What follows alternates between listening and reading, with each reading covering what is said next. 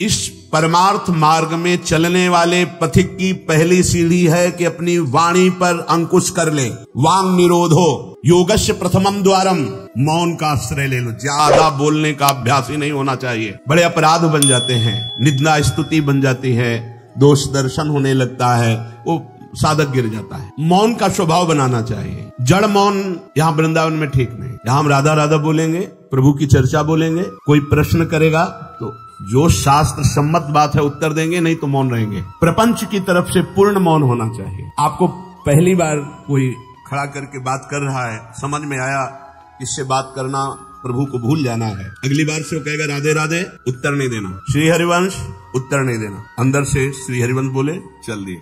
हमें किसी से क्या लेना, हम किसी का अहित नहीं करेंगे, अमंगल नहीं करेंगे, हम किसी पर दोष दर्शन नहीं करेंगे, पर हम अपनी वृत्ति को भगवदाकार करने आए। ये नहीं कि कोई हमसे बोले तो हम बोलना जरूरी है, नहीं। कोई प्रश्न करे तो बोलना जरूरी नहीं। उपासक हो, आप कृपा करें तो बात कर ले, ना चाहे तो बिल्कुल आपके ऊपर कोई शासन नहीं कि आपको बात करना ही पड़ेगा, ऐसा सिद्धांत नहीं। योगस्य प्रथमम द्वारम वांग निरोधो, सबसे पहली साधना है वाणी को रोक ले। बोलने से बहुत शक्ति नष्ट हो जाती है। जैसे हम भगवत चर्चा कर रहे हैं तो इससे शक्ति बढ़ती है, लेकिन प्रपंच की वार्ता करने से वाणी की शक्ति नष्ट हो जाती है। जब आपकी जबान अपवित्र हो गई तो नाम कैसे चलेगा? जब वाणी अपवित्र है तो आपके अंदर शास्त्री कैसे शब्दों का भाव आ पाएगा? नहीं आ पाएगा। महावाक्यार्थस्य विचारिताम, आप नहीं विचार करने की क्षमता वाले रहेंगे। यदि आपने व्यर्थ की बातें शुरू कर दी, अश्लील भाषण बोलते, गंदी भाषा बोलते हैं, तो आप में कभी विचार शक्ति ही नहीं रह जाएगी कि आप शास्त्रों के, संतों के वाक्यों का मनन करने की सामर्थ्य रखें।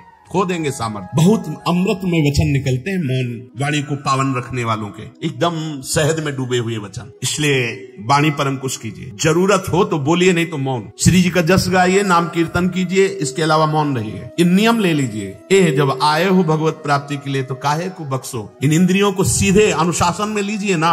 आपका स्वरूप इंद्रियां थोड़ी है, आप इनके संचालक हैं। आपकी सामर्थ्य से सामर्थ्यवान होकर आपको बांधे हुए हैं, आप इनको बांधिए। बहुत हो गई स्वतंत्रता इन दुष्टों की। माता देहूती जी भगवान कपिल जी से कहती, मैं ऊब गई इन दुष्ट इंद्रियों से भोगते हुए, नाथ अब वो उपाय बताइए जिनसे इन दुष्ट इंद्रियों के कब्जे से मैं बाहर निकलूं।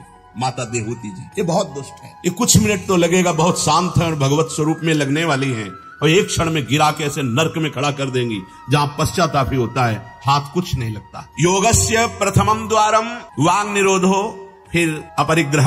पहला द्वार है वाणी पर शासन कीजिए। हम वाणी गायन करेंगे, श्री जी के लीला चरित्र, नाम कीर्तन, इसके अलावा मौन। कई साधकों को ये स्पष्ट आज्ञा करी श्री जी की प्रेरणा से कि आप नहीं बोलोगे, तो उसका पालन करना चाहिए। जब सत्संग में आप सुन रहे हैं कि योगस्य प्रथमम द्वारम, तो आप अपनी वाणी को संयम में रखिए। किसी की मजाक, उपहास, किसी की चुगली, निंदा, ये सब बिल्कुल नहीं। अगर आप ये सब करते रहेंगे तो निरंतर नाम नहीं चलेगा। आप सत्संग का मनन नहीं कर पाएंगे। मनन करके आप अपने आराध्य देव में स्थित नहीं हो पाएंगे। जरूरी है मौन, जरूरी है, पर विचार मौन। ये धाम है, इसलिए हम जड़ मौन की बात नहीं करते, विचार मौन। और वो मौन ही किस काम का जो एक शब्द में हम बात कर लेते हैं, वो 5 मिनट लगाएं। जैसे कोई बात करनी, अब वो कुछ बोला, अब उसमें पूरी एकाग्रता, पूरी शक्ति नहीं, सीधे बोल रहे, स्विच ऑफ कर दो, क्या चला गया। जड़ मौन के लिए फिर ना ऊ कुछ नहीं, ना लिखना, ना पढ़ना, ना कुछ, बिल्कुल बालवत परमहंस स्थिति, कोई प्रश्न नहीं, कोई उत्तर नहीं, एकदम जड़वत, जीते जी मृत, जीवन मुक्त होने के लिए। तो वो ये श्रीधाम वृंदावन है, यहाँ उचित नहीं, क्योंकि यहाँ राधा नाम स्वयं हरि रटते हैं, तो हमारी जबान की सार्थकता है, राधा नाम कीर्तन करें, वाणी जी का गायन, इसके अलावा मौन रहे। दूसरा अपरिग्रह, उतना ही स्वीकार कीजिए जिससे आपकी जीवन यात्रा चलती है, इसके बाद नहीं। एक भी वस्तु एक्स्ट्रा आपके पास नहीं होनी चाहिए। क्यों होनी चाहिए?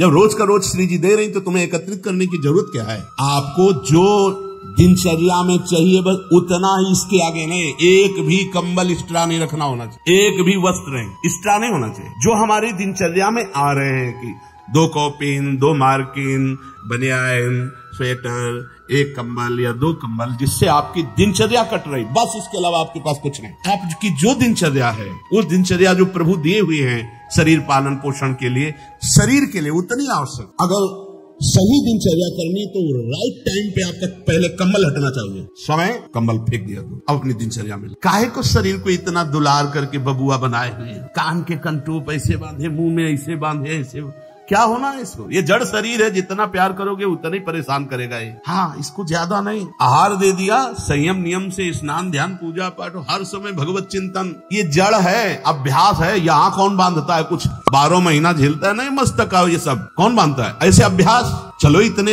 कमजोर अभ्यास के हैं तो जितना उचित वस्त्र उतना पहन लिया। अब ये नहीं कि सोमवार को हरा, मंगल को नीला और बृहस्पति को पीला, और अलग अलग दिन के अलग अलग स्वेटर, अलग अलग दिन के अलग अलग। भैया ये विलासिता नहीं। भगवत प्राप्ति करनी तो एक स्वेटर में 10-5 साल तो कट ही जाएंगे। दूसरा हम क्यों ले? एक जीपर मिल गया, उससे शरीर ढक लिया, 10-5 साल चलेगा, 2-3 महीने पहनने को होता है। हर साल नया तो भाई हमें क्या कारण? हमें कहीं जाना है क्या पार्टी में? हमारी यही पार्टी, बाबा जी की पार्टी। भगवत मार्ग के पथिक है। उचित बिल्कुल ऐसा। बहुत वो इसको दुलार करने का मतलब है अपना पतन करना। सच्ची मान लीजिए, इसका पतन करना। वयोवृद्ध है, रोगी शरीर, वो अलग बात है। थोड़ा तो आनंद लीजिए प्रकृति का वार सहने का। अगर शरीर रुग्ण नहीं है, जवान शरीर हो, ब्रह्मचारी हो, आग है अंदर, सहो हर प्रकृति के वार को। गर्मी सर्दी बरसात भूख प्यास, सच्चिदानंद में स्थित हो जाओ, तुम्हारा बाल बांका भी कोई नहीं कर सकता। अब मार दिन में 50 बार शीशा देखना, अब वो फंसाएगा कि नहीं फंसाएगा? चेहरा फंसाएगा ना। तिलक के सिवा दोबारा शीशा नहीं देखना चाहिए। इस देहाभिमान के राग को काटना कि पुष्ट करना है। जय बार निकले तय बार देख करके हर सेटिंग किसको दिखा रहे हैं? क्या तुम किसी को लुभायमान करना चाहते हो क्या? हरि को। तुम्हारे इस पार्थिव शरीर पर लुभायमान होने वाले नहीं, और जो लुभायमान होगा तुमको नष्ट कर देगा। तो हमें इसको बिगाड़ के रखना है, इसको सजा के नहीं, भगवत प्रसादी आदि लगाए। हमारा देहाभिमान बार बार हमको गिराने की कोशिश करेगा। ये हम जो हंसी मजाक में भी कह रहे हैं, इसको अच्छे से समझना। ये जो 2 प्रकार की पद्धति रखी गई है कि आप मुंडन करवा के रखिए क्योंकि आपके बालों से शोभा बढ़ेगी, वो आप बाल रखा के रखिए क्योंकि आपकी शोभा बिगड़नी चाहिए। रज लगा के रखिए कि आपको ही आपके शरीर में राग न रह जाए। बात यहाँ ये, यहाँ किसी के दिखाने के लिए नहीं है, आपके शरीर में आपको राग न रह जाए। आप बार बार साबुन लगाएंगे, तेल लगाएंगे, बार बार शीशा कंघा और अपने चेहरे को सजाएंगे तो देहाभिमान पुष्ट होगा और ये नष्ट करेगा। कुछ नहीं है, बड़ी दुर्गति है। मान लीजिए इसका अंतिम परिणाम आग में जलना है। चाहे जितने चिकने कर लो गाल, चाहे जितने लाल कर लो, मरना है, पक्की बात समझो। तो जीते जी अमरत्व क्यों नहीं प्राप्त करते? अरे ऐसा रूप प्राप्त करो जिसमें गाल लाल ही रहते हैं, लालिमा लगानी नहीं पड़ती। श्री जी की दासी लक्ष्मी कोटि विलक्षण लक्षण लसल लीला किशोरी सतई, करोड़ों लक्ष्मी आश्चर्यचकित हो जाए, ऐसा रूप श्री राधा दासियों का है। गीध देह तज धरि हरि रूपा, गीध ने शरीर त्यागा, हरि रूप होकर धाम जा रहा है। बाहरी लाली लगाने से थोड़ी हरि मिल जाएंगे, बाहरी श्रृंगार से थोड़ी हरि मिल जाएंगे। प्रार्थना मान लीजिए कुछ दिन का है, धोखे में मत फंसिए। ये धोखा है। खेत में रक्षा करने वाले एक धोखा टांगते हैं, पैंट शर्ट टोपी लगा के, वहां कोई नहीं होता, लेकिन पशु धोखे में हो जाते हैं। ये धोखा है। अगर पशुवत बुद्धि रखोगे तो ये धोखा तुम्हें पूरे जीवन, पूरा का पूरा जीवन नष्ट कर देगा। इसी धोखे से निकलने के लिए हमें अवसर मिला है। योगस्य प्रथमं द्वारम वांग निरोधो अपरिग्रह, वाणी से मौन रही और जितनी आवश्यकता है उतना वस्त्र लीजिए। एक संत भगवान आए थे, एक मार्किन ऐसे बांधे हुए थे, साल उड़ाया, तो बोले आपकी आज्ञा इसलिए ओढ़ लेते हैं। तो हमका किसी बाहर निकल के किसी को दे देना, हमारी श्री जी की प्रसादी, इसलिए हमारी प्रसन्नता। तो उनका ओढ़ लेते हैं। पर महाराज हम रहते ऐसे ही, उनका धन्य है, नौजवान हो, बहुत सुंदर है, तो हमका आप बाहर जब निकलना किसी को देखना ऐसे आवश्यक है तो आप दे देना। तो बड़े प्रसन्न हुए, आदर करके उन पर हृदय में आदर हुआ उनका कि नहीं मुझे नहीं चाहिए, मैं तो जैसी रहनी से रहता हूँ। हमने घटिया घाट है एक फर्रुखाबाद फतेहगढ़ की तरफ, वहां रुके हुए थे। एक महात्मा को देखा, वयोवृद्ध थे, एक पतली मार्किन, माघ महीना, ये कौन सा माघ चल रहा है? यही तो चल रहा है, मकर संक्रांति का अवसर। तो वहां रामनगरिया लगती है 1 महीने के लिए। जैसे प्रयाग में कुंभ में लगता है, तो गंगा किनारे हर साल मकर संक्रांति में हजारों लोग 1 महीना वास करते हैं, रोज गंगा स्नान त्रिकाल करते हैं। उन महात्मा जी के समीप रात्रि में गए तो शरीर कांप रहा था और मंत्राकार एक झोपड़ी में बैठे हुए थे। बड़ी लज्जा लगी हमें अपने ऊपर कि हमारा जवान शरीर है, 30-35 वर्ष पहले की बात, और हम 1 मार्किन पहने, 1 मार्किन ओढ़े, तो केवल 1 मार्किन पे, तो हमारा क्या कर्तव्य बनता है? हमको ये भी फेंक देना। ये वयोवृद्ध है और मौन है, तो उनसे प्रार्थना की कि यहाँ आश्रम से एक कंबल ले आए, आपका शरीर कांप रहा है। ऐसे मुस्कुरा के और चोट पे चोट लग रही थी कि धिक्कार हमारे जीवन को, ये वयोवृद्ध होकर इतना तितिक्षापूर्ण जीवन, और हम जवान होकर के इसको सह नहीं पा रहे। आप सच्ची मानना, जो तितिक्षापूर्ण है बहुत जल्दी भगवत साक्षात्कार होता है। भगवान आदेश करते तास तितिक्षस्व भारत। आज हम केवल शरीर दुलार में अपने समय को नष्ट करते हैं। शरीर पोषण है भाई। देखो ये छोटी छोटी बातें आपको देखने में लगती होंगी बड़ी बात है, यही आपको आप के आराध्य देव से विलक किए हुए। महीना भर आप केवल ऐसे आहार करके देखिए कि जिसे तुम्हारा मन कहता अच्छा उसको हटा दीजिए। आज थोड़ा त्याग मत वर्णन कीजिए, आज थोड़ा हमारे उधर में परेशानी है तो हमें केवल आप रोटी और सब्जी दीजिए। महीना भर केवल रोटी सब्जी उचित। आप देखो अगर आपके अंदर का रजोगुण तमोगुण नष्ट ना हो जाए तो कहना आपके अंदर सात्विक भाव आ जाएगा, मंत्र में स्थिति होने लगेगी। और आप हमने देखा है जैसे गुलाब जामुन कचौड़ी पकौड़ी ये सब कहीं जैसे भिक्षान्न में मिली भी और भरपेट पा लिया तो वो रस नहीं आया भजन में। जो एक सूखी रोटी ऐसे चबा के गंगा जल पी करके जो रस आता है ना वो नहीं आता। सच्ची मानिए पहले के बड़े बड़े भजनानंदी महापुरुष अपने जीवन को ऐसे ही।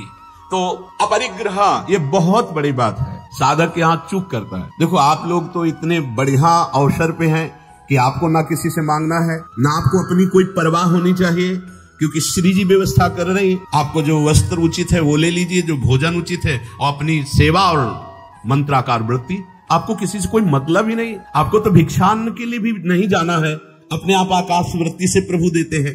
तो आपका रूम आपकी कुटिया है, आपकी दिनचर्या एक स्वयं की दिनचर्या है।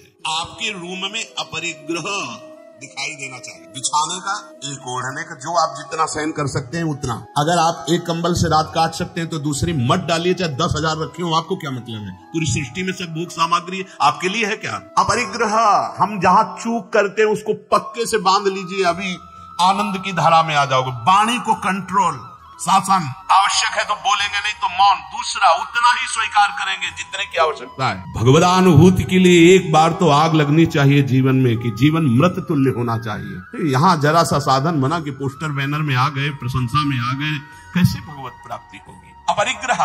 और आगे निराशा च निरीहा च नित्यम एकांत शीतला। आशा ही परमं दुखम नैराश्यम परमं सुखम। उपासक को किसी व्यक्ति वस्तु स्थान से कोई भी आशा नहीं होनी चाहिए। हाथ जोड़ के तुम्हारे कमरे में पहुंचा दिया जाएगा तुम्हें जो आवश्यक है। तुमको आके रजिस्टर में लिखने की जरूरत नहीं, तुम्हें मांगने की जरूरत नहीं है। तुम निष्ठा पूर्वक ध्यान दे करके देखिए, ये देखा गया जीवन में जिस समय जो आवश्यकता होती है हाथ जोड़ कर वो आता है। कौन? जिसकी शरण में हो, समझ नहीं पाते और कहता है ये वस्तु ले लो, तो आश्चर्य होता है कि ये बात कैसे कोई जान गया कि मुझे आवश्यकता थी, मेरे शरीर को आवश्यकता थी। जितनी जो आवश्यकता उतना। इसके बाद आशा ही नहीं, निराशा हमारा परम पद में पहुंचाने वाला मार्ग है। आशा ही परमम दुखम नैराश्यम परमम सुखम। किसी व्यक्ति से किसी वस्तु की आशा बिल्कुल नहीं होनी चाहिए। तब लग जोगी जगत गुरु, जब लग रहा है निराश, जब आशा मन में भई जग गुरु जोगी दास। आशा नहीं होनी चाहिए। आशा एक ही बात की होनी चाहिए, कब किशोरी जो मिलेंगी। आशा से दास्यम वृषभानु जाया तीरी समध्यास, जब भानु जाया, कब मैं अपने स्वरूप में स्थित होऊंगा।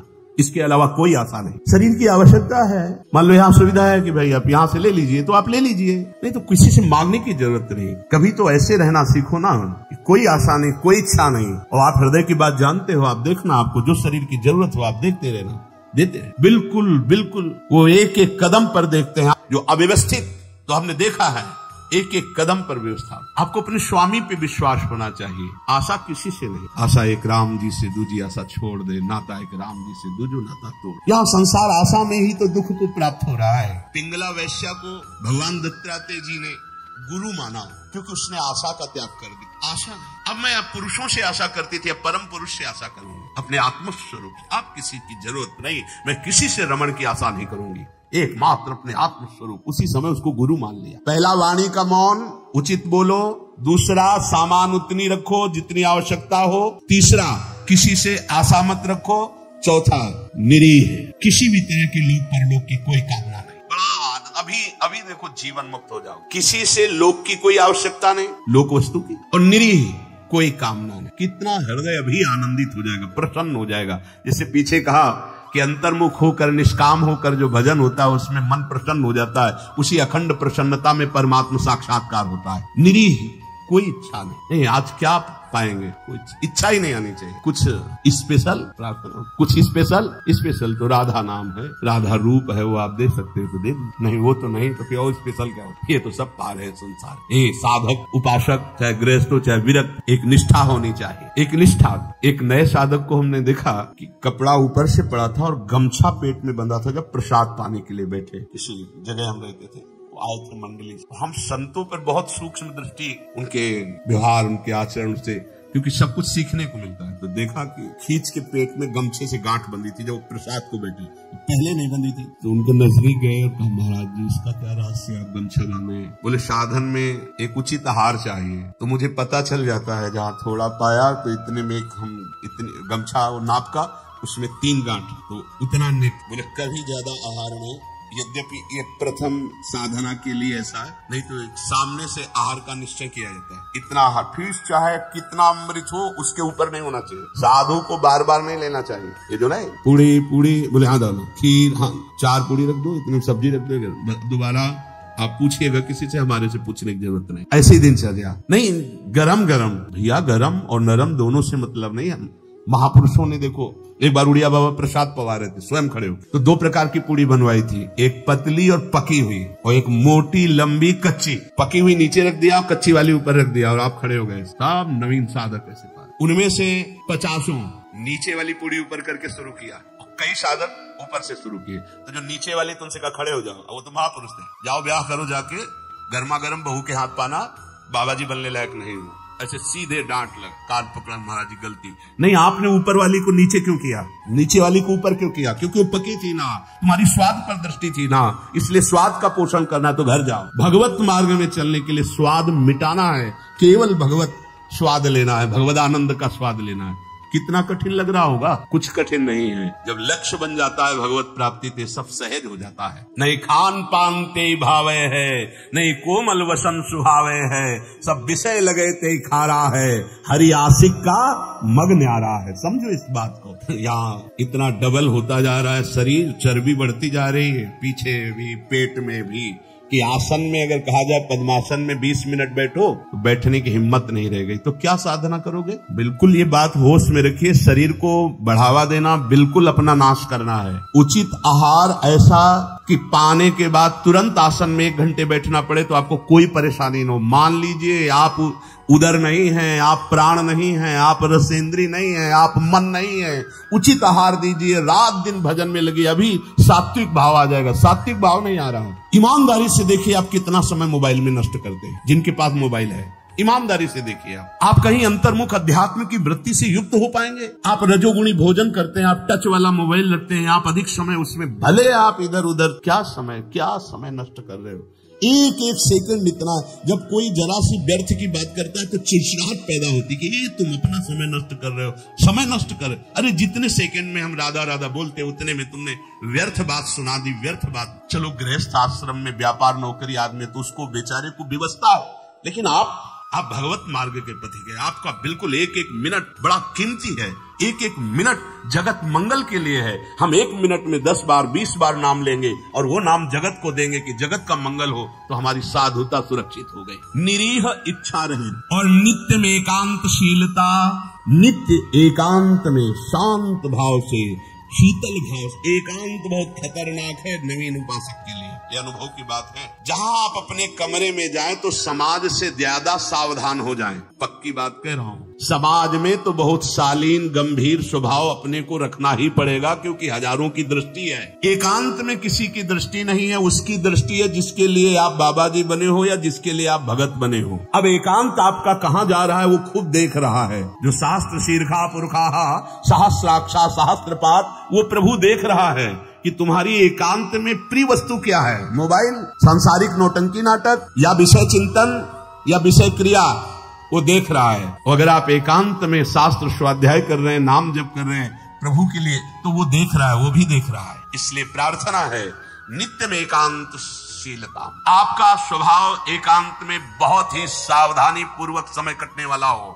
एकांत साधु का सही तो परमार्थिक। कैमरे के आगे तो सब सही बोलेंगे, सही देखना होगा, सही हरकत में रहना होगा। एकांतिक आपकी हरकत क्या है, एकांत में आपका चिंतन क्या है, यही खास बात होगी। 2 मुखड़े होते हैं, एक होता है सामाजिक, एक होता है एकांतिक। सामाजिक से भी एकांतिक सावधान साधु का मुखड़ा होता है। असाधु का समाज में बहुत बढ़िया और पीछे कुछ और होता है। हर एक व्यक्ति की बुद्धि में 2 बुद्धि होती है, एक होती सुमति, एक होती कुमति। एक होती दैवी संपदा को वर्धन करने वाली सुमति, एक राक्षसी संपदा को। अर्थात कुछ ऐसे मुखड़े होते हैं जिनका एक मुखड़ा तो देवता होता है, दूसरा राक्षस होता है। अगर एकांत में तुम्हारा चिंतन, तुम्हारा आचरण, तुम्हारा विचार, तुम्हारी क्रियाएं कुमति के द्वारा हो रही हैं तो सामने देवता बनोगे और पीछे राक्षस बनोगे। ये दुमुही चाल भगवत प्राप्ति के लिए बहुत बाधक बात है। जो तुम्हारा एकांत वही समाज, जो समाज वही एकांत। हम इष्ट और गुरुदेव के सीसी कैमरे में हर समय रहते हैं। हमारा इष्ट और गुरुदेव हर समय मुझे देख रहा है। दरवाजा बंद करने पर हम एकांत नहीं हो गए, वो गुरुदेव की दृष्टि है, हमारे आराध्य देव की दृष्टि। हमें पहले सोचना चाहिए, कुछ करने के पहले, कुछ देखने के पहले, कुछ सोचने के पहले कि अंतर और बाहर दोनों जगह मेरे गुरुदेव सुन रहे हैं, देख रहे हैं, मेरे आराध्य देव सुन रहे हैं, देख रहे हैं। इसलिए नित्य में एकांतशीलता, एकांत में बहुत शीलवान, धैर्यवान, विनम्रता पूर्वक अपने मन को समझा करके केवल प्रियालाल में लगाना। एकांत स्थितिरिंद्रियो परमणे हेतुर्दमश्चेतसः संरोधे करणम समेनो विलयम यायादहम वासना। एकांत में रह करके बढ़ी हुई इंद्रियों के वेग का दमन करता है साधक, क्योंकि एकांत में इंद्रियां बहुत प्रबल हो जाती है। मन, इंद्रियां, खास जिस समय आप शयन करने जाते हैं उस समय बहुत सावधान। जब तक नींद ना आवे तब तक माला चलना चाहिए। उस समय मन के चक्कर में मत पड़ना, ये अनुभव की बात कहते हैं। जब तक आपको नींद ना आवे तब तक बैठ जाइए, माला चलाना शुरू कर दीजिए। शयन के समय खास, जिस समय आप अपने कक्ष में गए शयन करने, मोबाइल हो तो सबसे पहले कमरा बंद करने के पहले स्विच ऑफ करो, उसको बंद करो मोबाइल को। प्रार्थना मान लेना, अगर प्रार्थना मान लोगे तो प्रार्थना करने योग्य हो जाओगे। गेट बंद होने के पहले स्विच बंद होना चाहिए मोबाइल का। अब अपने कमरे में शयन के लिए गए हैं, माला हाथ में लेकर बैठ जाओ। जब नींद आने लगे वह और धन्यवाद है कि माला छाती से लगा हुआ सो गए, धन्यवाद। अगर ऐसा नहीं है तो नींद आ गई है तो माला विराजमान किया, बिल्कुल नींद में जा रहे हैं, अब चले गए। थोड़ा भी समय इसको मनन करने का मत दीजिए उस समय, नहीं तो ये दिन भर साधन में लगाया गया है, उस समय कोई असाधन सोचवा देगा या करवा देगा। बहुत पॉइंट की बात है, समझ लेना। ये देखा गया है हृदय में, उसी बात को कहा गया जब साधन काल में देखा गया है, हृदय में देखा गया कि फिर मन उस समय मतवाला होता है कि अब तो पूरे दिन हम साधन ही तो की, तो 5 मिनट की मुझे छूट दे दो। लेकिन नहीं, उस समय कठोरता पूर्वक इसको साधन में, और जब नींद आ गई तो शयन करो, जब उठे तो फिर वैसी दिनचर्या प्रारंभ कर दी। तब मन भगवदाकार। एकांत स्थिर इंद्रियो परमणे हेतुर्दमश्चेतसः। एकांत में साधक अपनी इंद्रियों का दमन करे, बढ़ावा न दे। देखो क्या साधन है। पहले दर्शन होते थे संत भगत भागवत जन, अब भी कुछ महापुरुष भी होंगे। यहाँ ठाकुर जी की छवि या गुरु जी की छवि, यहाँ से स्मार्ट मोबाइल लगा छाती में, स्मार्ट। ये भैया ठीक है, व्यवहार काल के लिए यदि तुम्हारी कोई आवश्यकता हो, तुम बहुत व्यवहार में, तो हम नहीं। अच्छा बताओ आपको क्या जरूरत है? राष्ट्रपति से बात करनी है क्या आपको? किस विधान में आपको कपड़ा बेचना है, अनाज बेचना है, आपको काम क्या है? किससे बात करनी है आपको?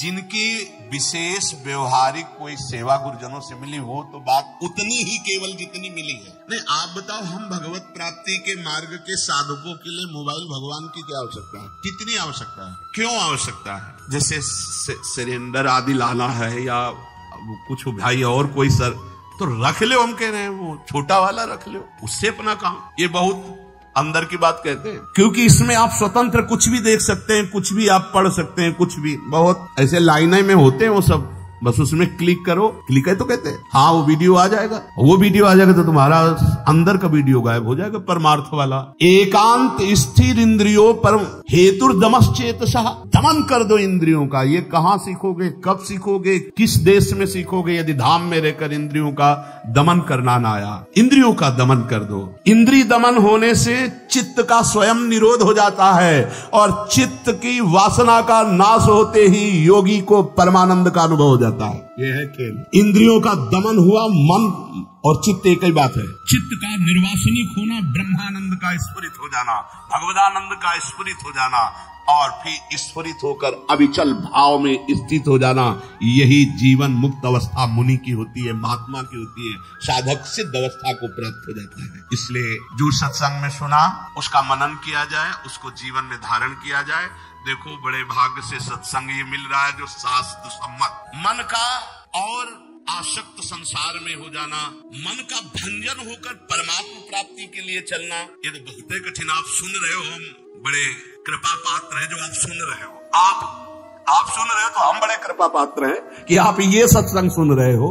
नहीं तो इस सत्संग के सुनने के लिए अपने आप से गा लो, अपने आप से सुन लो, वो तो सुनने को मिलेगा क्योंकि उसमें, लेकिन इसमें सुना है, इसमें नाश नाश नाश, काट काट, हर संबंध, हर विषय, हर मनोरंजन काट, फिर आकर के अपने स्वरूप में स्थित हो गया। हम आपके ऋणी हैं जो आप ये सत्संग सुन रहे हैं। तो अगर इस सत्संग को सुनकर मनन करके आप जीवन में धारण कर लेंगे तो सच्ची मानिएगा इसी जन्म में भगवत प्राप्ति हो जाएगी, जो अत्यंत कठिन है। नहीं तो विषय रस बढ़ाने वाला, संसार पे सत्यत्व बुद्धि करने वाला, नाना प्रकार के भोगों की प्राप्ति का उपाय बताने वाला, ये तो बात मिल सकती है, ये प्रवचन मिल सकता है, लेकिन समस्त संशयों को छिन्न भिन्न करके परमात्मा स्थित करने, ये तो जब द्रवहि दीन दयालु राघव तो साधु संगति पाइए। इसलिए लाभ ले लीजिए। ये हम कह रहे हैं इसलिए नहीं, ये बहुत बड़ा संयोग बना है प्रभु का। जैसे आंधी कभी कभी आती है, ऐसे ही हरि की अनुग्रह रूपी आंधी चल गई है। अगर इस आंधी में उड़ गए तो प्रभु के पास पहुंच जाओगे, और नहीं तो आगे कलयुग की आंधी ऐसी आ रही है जो काली आंधी है, जिसमें मार्ग ही नहीं दिखाई देगा कि सतमार्ग किसे कहते हैं। जीवन का लाभ ले लीजिए। अपनी इंद्रियों को ज्यादा बहिर्मुख मत कीजिए, नाम जप कीजिए, भगवद आश्रित रहिए। जो सुनिए तो मनन कीजिए, ना पकड़ पाए तो बार बार सुनिए। आजकल तो सुविधा है कि आप इसे 1000 बार सुन सकते हैं। बार बार सुनिए, ये जरूर सुनिए, क्योंकि ये तुम्हारे मन का नाश करेगा जो वासनामय है, तुम्हारी इंद्रियों का दमन करेगा। इंद्रिय और मन को बढ़ावा देने वाला कुसंग होता है, सत्संग नहीं। सत्संग तो वही होता है जो सत्य में स्थित कर दे। बड़े भाग पाई सत्संगा तो बिना प्रयास होई भो भंगा। नाम न छूटने पावे, बस नाम चलता रहेगा तो सब ठीक हो जाएगा। जैसे भी बने, उठते बैठते चलते फिरते प्यारी जी का नाम राधा राधा रटते रहिए। अगर आपको यह वीडियो अच्छी लगी है तो वीडियो को लाइक करें, कमेंट करें और चैनल को सब्सक्राइब जरूर करें। और मैं आपको मिलता हूँ कल एक और नए वीडियो के साथ। राधे राधे।